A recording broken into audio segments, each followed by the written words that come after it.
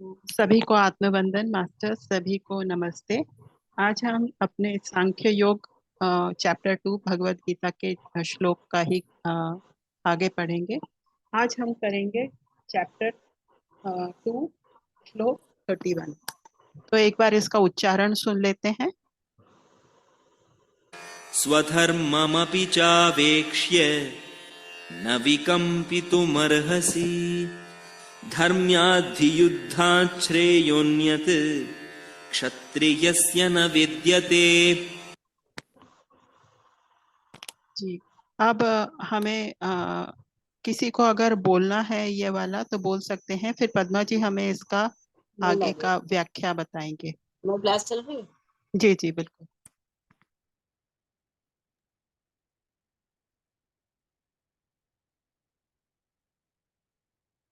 भगवत गीता श्लोक पारायण। ओम श्री कृष्णं सद्गुरुवे नमः। ओम श्री कृष्णं शरणं मम। ओम कृष्णं परब्रह्मणे नमः। कृष्णं वंदे जगद्गुरु। अथ द्वितीय अध्याय सांख्य योग श्लोक 31।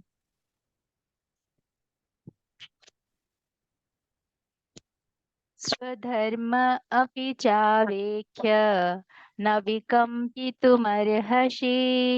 धर्मार्थी युद्धार्थेय अन्यर्थ क्षत्रियस्य न विद्यते।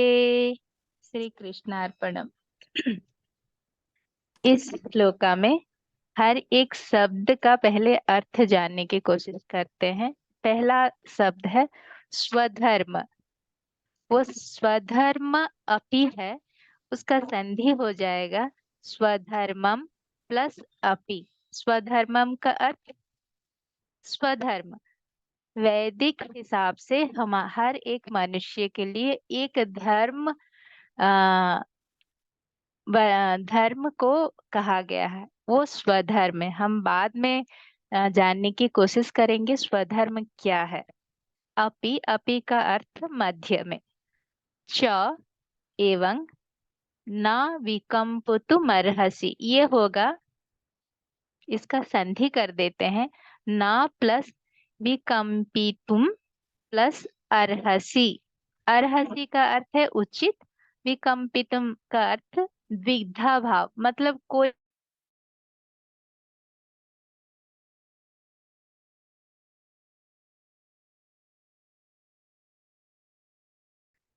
ये है। धर्मार्थ का अर्थ है धर्म नीति के हिसाब से। ई का अर्थ वास्तव में। यहाँ पर सबसे बड़ा संधि है ये युद्धात् प्लस श्रेयः प्लस अन्यात् प्लस क्षत्रियस्य। ये है युद्धास्य श्रेयो अन्यात् क्षत्रियस्य, जो है वो शब्द का संधि है युद्धात् प्लस श्रेयः प्लस अन्यात् प्लस क्षत्रियस्य। न मतलब कभी भी नहीं, विद्यते कहा गया है। तो इस श्लोका का अर्थ क्या कहता है?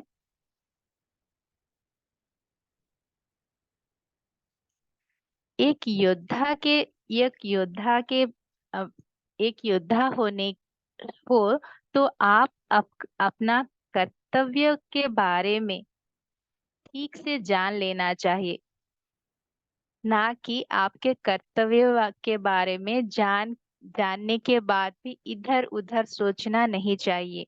वास्तव में ये योद्धा का धर्म ये है कि वो धर्म रक्षा के लिए अपना कार्य करे। ये उसके लिए सबसे महत्वपूर्ण सबसे आ, यश कार्य है। तो ये श्लोका और एक बार मैं कहती हूँ इसका अर्थ। एक योद्धा का कर्तव्य है कि वो युद्ध करे, युद्ध के बारे में केवल चिंता करे, ना कि इधर उधर बारे में चिंता करे। और धर्म रक्षा करना एक क्षत्रिय या युद्ध का, एक योद्धा का लक्षण है। तो इसका हम व्याख्यान करेंगे, थोड़ा सा व्याख्यान जानने की कोशिश करेंगे।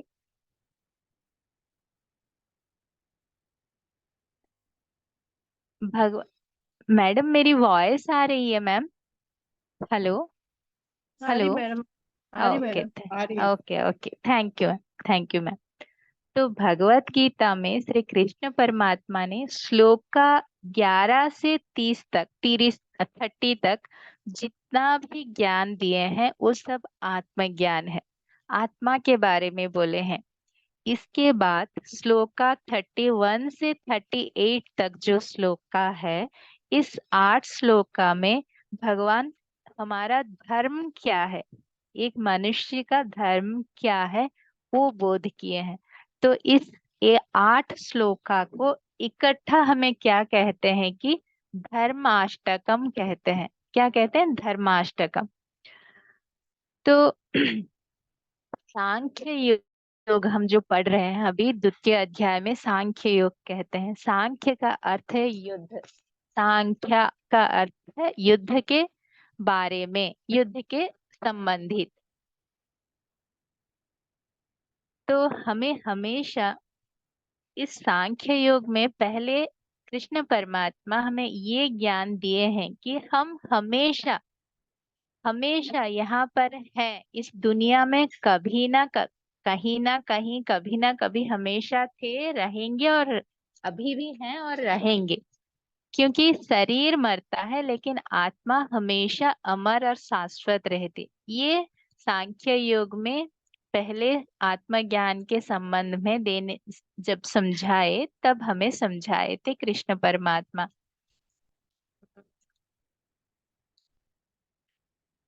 कृष्ण परमात्मा हमको ज्ञान, ये ज्ञान देते हैं कि अगर तुम सोचते हो कि ये शरीर हो और शरीर के साथ रहते हो, तो ये गलत है। क्योंकि आत्मा जो है, तुम वो आत्मा हो और आत्मा नित्य है और कभी भी वो मरता नहीं है। इसीलिए तुम जन्म मृत्यु के बारे में मत सोचो।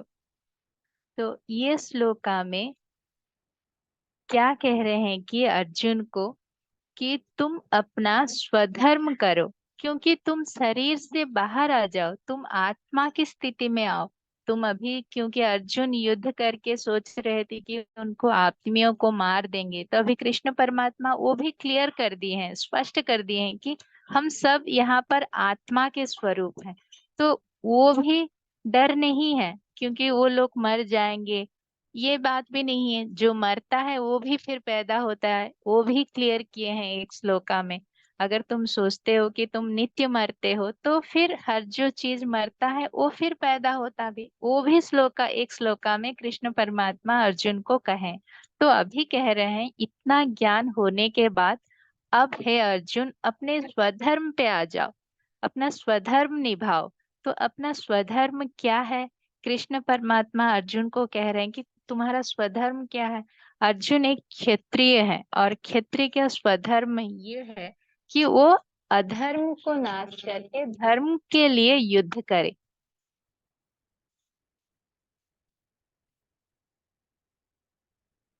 और स्वधर्म हमेशा, यहाँ पर हम जब कहते हैं हमारे आ, वेदों में, एक इंसान के लिए 3 धर्म है। एक है शरीर धर्म, एक है कुटुंब धर्म, एक है स्वधर्म। क्यों हमारे लिए ये 3 धर्म रखे हैं? क्योंकि हम सब जो इंसान हैं, हम सब आत्मा की स्थाई में नहीं रहते, ज्यादातर हम शरीर के स्तर में भी रहते हैं। जो लोग आत्मा के स्थाई में रहते हैं उनके लिए स्वधर्म है, क्योंकि हर एक को वो स्वधर्म करना है, लेकिन हर कोई वो स्वधर्म तक पहुंच नहीं पाते और जान नहीं पाते। तो वेद ने कहा है, अगर वो स्वधर्म अगर नहीं भी जानते हो, तुम्हारा शरीर धर्म, कुटुंब धर्म है जो, वो भी एक धर्म है। शरीर धर्म का अर्थ कि आप शरीर के लिए जो करते हो धर्म, और कुटुंब धर्म, तुम्हारा जो कुटुंब के पालन पोषण करने के लिए, तुम्हारा सर्वाइवल के लिए जो काम करते हो, वो कुटुंब धर्म कहलाता है। तो उसके लिए आप जो वृत्ति करते हो, कुछ तो वृत्ति करोगे ना, ये पेट पालने के लिए, इस पृथ्वी में खुद को रखने के लिए जो भी वृत्ति करते हो, वो आपका कुटुंब धर्म में भी आ जाएगा। तो जो भी वृत्ति आपको दिया गया है उसको सही ढंग से करना है। जब तक हम अपना उस दोनों स्वधर्म अगर ना भी कर पाए, जस्ट स्वधर्म अगर ना भी कर पाते हैं, तो हमारा शरीर धर्म और कुटुंब धर्म जो व्यक्तिगत वृत्तिगत धर्म है उसको भी अगर पालन करते हैं, तब भी हमें हमारा पुण्य मिलता है। यहाँ पर अर्जुन एक क्षत्रिय है और उनका वृत्ति क्या है? युद्ध करके धर्म को स्थापना करना, ये उनका धर्म है। और शरीर धर्म स्वधर्म क्या है? अगर आप क्या हो, आप क्या हो, मैं क्या हूँ, ये जानना स्वधर्म है। मैं क्यों आई हूँ यहाँ पे, यहाँ से फिर मुझे कहाँ जाना है, ये सब जानना। खुद को शरीर नहीं, शरीर से परे आत्मा की स्थिति में आना स्वधर्म है। खुद के बारे में जानना, स्व का अर्थ खुद के बारे में, तो खुद के बारे में जानना स्वधर्म है। वो स्वधर्म अगर आप ये स्वधर्म कर भी नहीं पाते हो, अर्जुन को बोल रहे हैं कि आप अगर स्वधर्म की स्थिति में, अगर आत्मा की स्थिति में भी नहीं हो, अगर शरीर की स्थिति में भी हो, तो क्षत्रिय के हिसाब से युद्ध करना आपका धर्म है, उसको आप करो। वो करने से भी आपका जो है कर्तव्य वो संपन्न हो रहा है। ये कह रहे हैं कृष्ण परमात्मा अर्जुन को। यह है मैम इस श्लोका का अर्थ।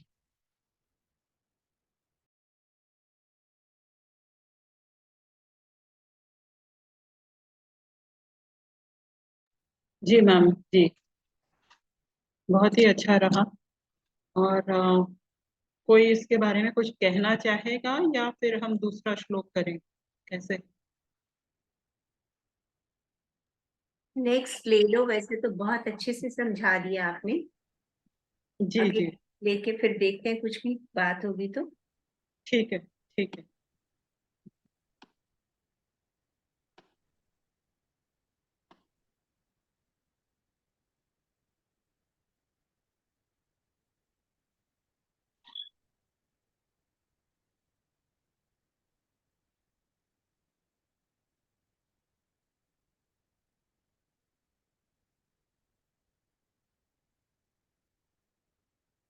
तब तक कोई शुरू करेगा बोलना, क्योंकि ये शायद मेरा इंटरनेट थोड़ा स्लो चल रहा है, 32 आने में थोड़ा टाइम लग रहा हेलो। है। हेलो। हाँ, आप सुनाई दे रहा है मैम? हाँ हाँ, सुनाई दे रहा है। मैं ये 32 लाने का, शेयर करने का कर रही हूँ, पर थोड़ा स्लो जा अच्छा। रहा है। हाँ, हाँ, अभी कोई शायद बात नहीं। हाँ। तो इस श्लोका में यही कह रहे हैं कि हमें अपना स्वधर्म करना चाहिए, क्योंकि हम अगर अपना स्वधर्म करते हैं तो हम भगवान की प्राप्ति कर सकते हैं।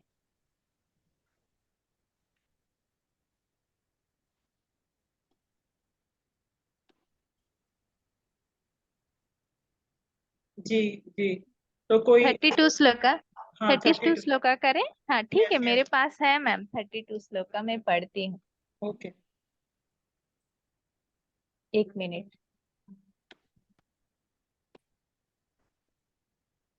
श्लोका 32। यदुच्छाछोपपन्नम् स्वर्गद्वारम् अवाप्नुतम् सुखिनः क्षत्रियः पार्थ लभन्ते युद्धमीदृश्यम्। कृष्णार्पणम्। अभी इस श्लोका में हर एक शब्द का अर्थ देखते हैं।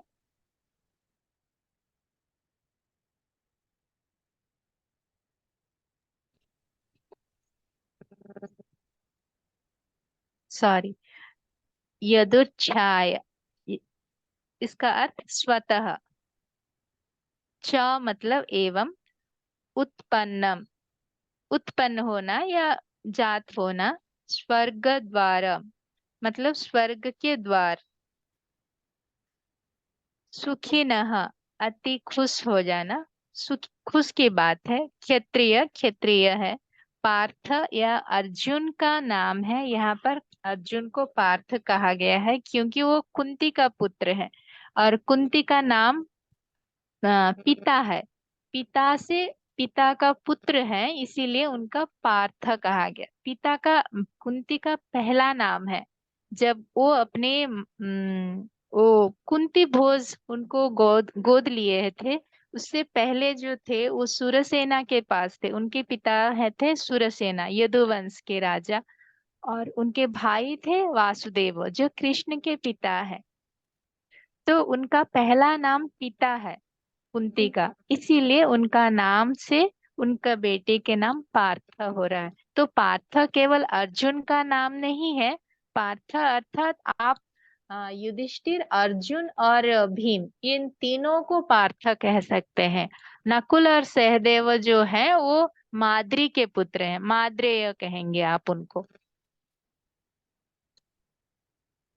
तो पार्थ लभन्ते, लभन्ते के मीन्स प्राप्त करना, युद्ध का अर्थ युद्ध है। ईदृश्यम इस प्रकार से। तो अभी इस श्लोका में संधि तो इतना कुछ नहीं है। यहाँ पर एक ही संधि है, स्वर्ग द्वारम प्लस अपावृतम। वो स्वर्ग द्वारम कर देने से अपावृतम आप उच्चारण कर पाएंगे। और आखिर में युद्धम प्लस ईदृश्यम, वो एक संधि है। और यहाँ पर चोपर्णम जो है वो क्या है, च प्लस उपर्णम। अभी हमको जो भी कोई संधि से अगर पढ़ते हैं तो आसानी से पढ़ सकते हैं। तो अभी इस श्लोका का अर्थ क्या है? इस श्लोका का अर्थ है, कृष्ण परमात्मा कह रहे हैं अर्जुन को, हे पार्थ, धर्म रक्षा करने के लिए ये जो आपको एक अवसर मिला है, एक क्षत्रिय के पास एक जो अवसर आता है अपने आप, वो बहुत बहुत सुखी, एक गुड न्यूज जैसे है। वो बहुत सुखी, खुश खुश करने वाला अवसर है। और ये स्वर्ग द्वार को खोलने जैसा अवसर है। तो आपको ऐसे अवसर का उपयोग करना चाहिए। ये है इस श्लोका का अर्थ। श्लोका का अर्थ और एक बार बताती हूँ। कृष्ण परमात्मा अर्जुन को कह रहे हैं कि हे पार्थ, धर्म रक्षा करने के लिए एक क्षत्रिय को अगर युद्ध करने का मौका मिल रहा है, वो एक सुखी, अ, बहुत सुखदाई है। और वो स्वर्ग द्वार अपने आप स्वर्ग के द्वार खुलने जैसा एक अवसर है। तो आपको इस अवसर का संपूर्ण लाभ उठाना चाहिए। तो अभी इसका व्याख्यान देखते हैं, क्या है इसका व्याख्यान। तो इसका व्याख्यान ये है कि अगर एक प्रमुख कार्य करने के लिए, कोई भी एक प्रमुख कार्य करने के लिए हमें अगर एक युद्ध करने का अवसर मिल रहा है, तो हमें उस अवसर को गंवाना नहीं चाहिए। उस अवसर को संपूर्ण आकांक्षा के साथ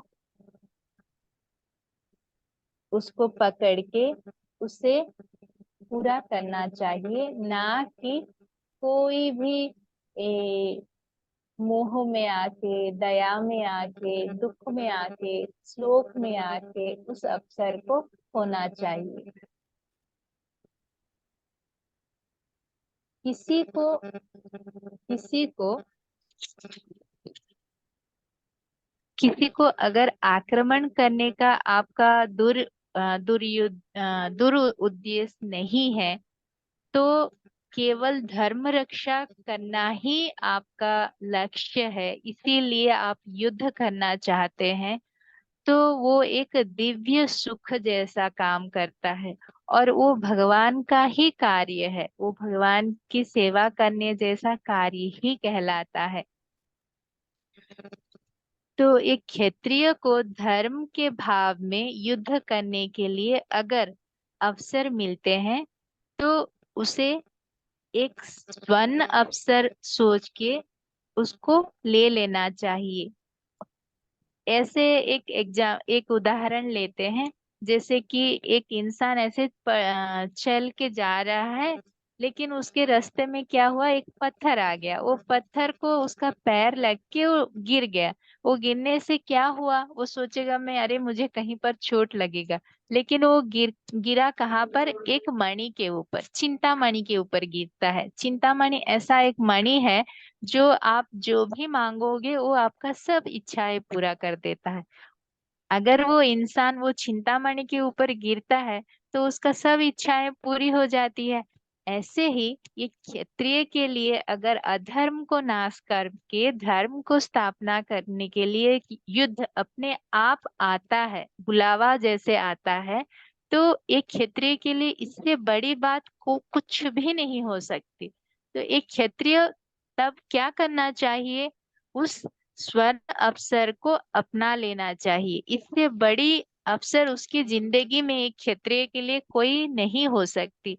क्योंकि एक क्षत्रिय हमेशा जीवन में यही चाहता है कि वो अपना राज्य का सेवा करे, राज्य का सुरक्षा करे, अपना प्रजा का सुरक्षा करे, और उसके लिए हमेशा वो तत्पर भी रहता है।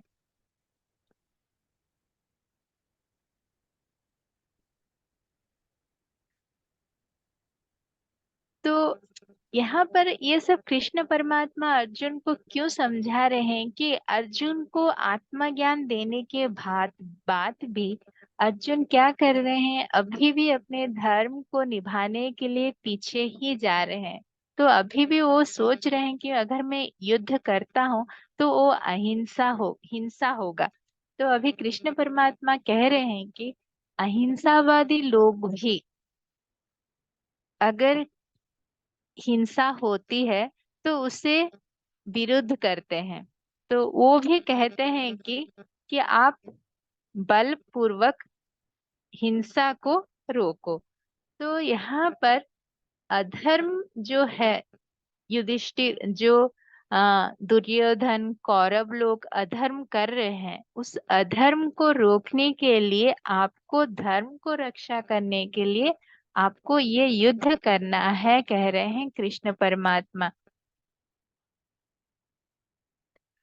हर एक मनुष्य जब हर एक मनुष्य जब एक मानसिक युद्ध करता है, यहाँ पर जो अर्जुन की स्थिति है वो हर एक मनुष्य के साथ हम तुलना अगर करते हैं, तो हर एक मनुष्य अगर जब मानसिक स्तर में युद्ध करता है व युद्ध चलता है मनुष्य में, तब उसके जो इंद्रियां हैं जो वो एक चोर की तरह काम करते हैं, जो कि उसकी शांति और बुद्धि को चुरा लेते हैं।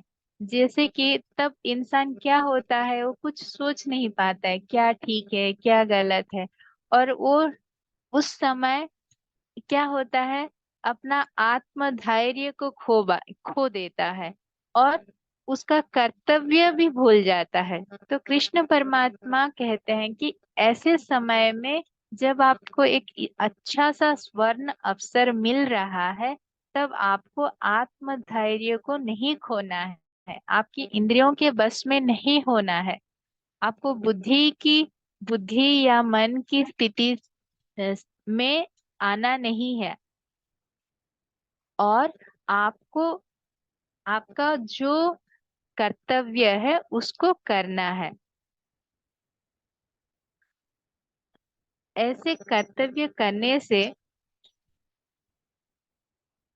हम खुद को, हम क्या हैं, हमारा अस्तित्व क्या है, वो भी हम दूसरों को कह सकते हैं।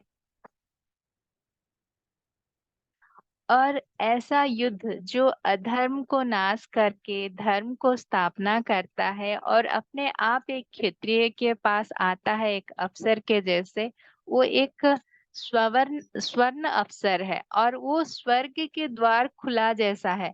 आप स्वर्ग के द्वार मतलब, हम जब भी कोई पुण्य काम करते हैं तो हम क्या करते हैं, अरे तुम्हारे लिए तो स्वर्ग के द्वार खुले हैं। स्वर्ग के द्वार का अर्थ क्या है, हमारे जीवन में बहुत सारे पुण्य काम करने से ही स्वर्ग के द्वार खुला रहता है बोलते हैं।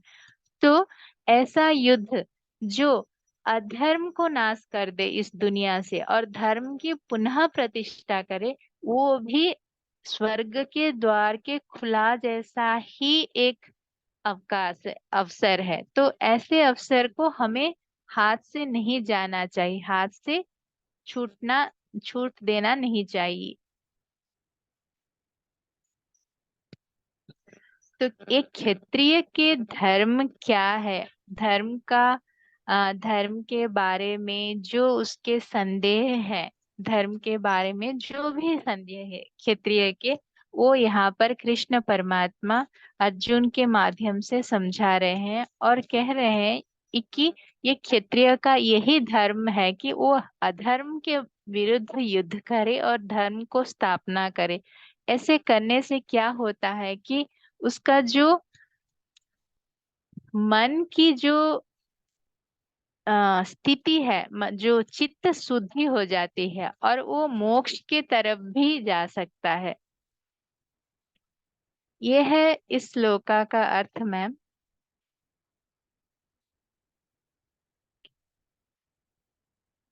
और इस श्लोका में और एक छोटी सी बात कहना चाहूंगी कि एक क्षत्रिय बहुत पुण्य काम कर पुण्य एक क्षत्रिय एक क्षत्रिय जो है वो बहुत पुण्यवान होने से ही उसे ऐसे मौके अपने जीवन में मिलते हैं बोल के कृष्ण परमात्मा कितने तरह से अर्जुन को समझा रहे हैं कि जैसे भी हो वो युद्ध करे। और एक बार ये है इस श्लोक का। श्री कृष्णार्पणम। Thank you ma'am, thank you. कोई भी मास्टर इस बारे में कुछ बोलना चाहे या उनके मन में कुछ आया हो तो जरूर बताएं। बहुत सुंदर Padma ma'am. Thank you ma'am. मतलब ये सिर्फ अर्जुन के लिए नहीं और या क्षत्रिय के लिए ही नहीं, सभी धर्मों के लिए है। इनफैक्ट मैं समझती हूँ जो लोग आर्मी में होते हैं, सोल्जर्स ठीक है। होते हैं, हाँ। कंट्री की रक्षा करते हैं, तो वो संपूर्ण भी एक तरह से आधारित बहुत रहता है स्वधर्म। स्वधर्म ही फॉलो करते हैं। वो भी मतलब निष्काम होकर अपनी कंट्री के लिए काम करते हैं। तो मतलब उनको और कोई पुण्य या और कोई कर्म करने की कोई जरूरत ही नहीं है, क्योंकि वो तो मतलब हाँ। अपने आप को खतरे में डाल के पूरे, देखिए देश को कितना सुकून देते हैं, सब आराम से सोते हैं, अपनी जिंदगी आराम से बिताते हैं। अगर आप अपने तीनों धर्मों का पालन कर रहे हो, मतलब शरीर धर्म, कुटुंब धर्म और स्वधर्म, तो वही हमारा लाइफ पर्पस है। वो हाँ। अपने आप ही हमें मोक्ष की तरफ ले जाता है। थैंक यू पद्मा मैम, आपने हाँ। बहुत थैंक यू। अच्छे से समझाया। और एक बार मैं थोड़ा सा स्वधर्म के बारे में कहना चाहूंगी। यहाँ पर स्वधर्म क्या है कि जिसके ऊपर इंसान का संपूर्ण जीवन आधारित रहता है। और स्वधर्म जो एक व्यक्ति के गुण और कर्म के हिसाब से उसे प्रगति उस व्यक्ति का प्रगति के लिए सहायक भी बनता है। उसका गुण क्या है और उसका कर्म क्या है, वैसे ही उसका स्वधर्म भी बनता है। और जो धीर पुरुष वो अपना देह को अ, अपनी एक मिनट। और जो धीर पुरुष जो रहता है अपने देश को रक्षा करने के लिए, अपनी प्रजा को रक्षा करने के लिए युद्ध करना चाहता है, वो स्वधर्मी ही कहलाता है। तो ये स्वधर्म जो है करने से हमारे इंद्रियां भी जो है, इंद्रियां वो भी अपने आप बस में आ जाते हैं। अब हम मतलब जैसे क्षत्रिय धर्म कहते हैं, हाँ। Kshatriya, thank you ji, thank you. कोई और कुछ कहना चाहेंगे?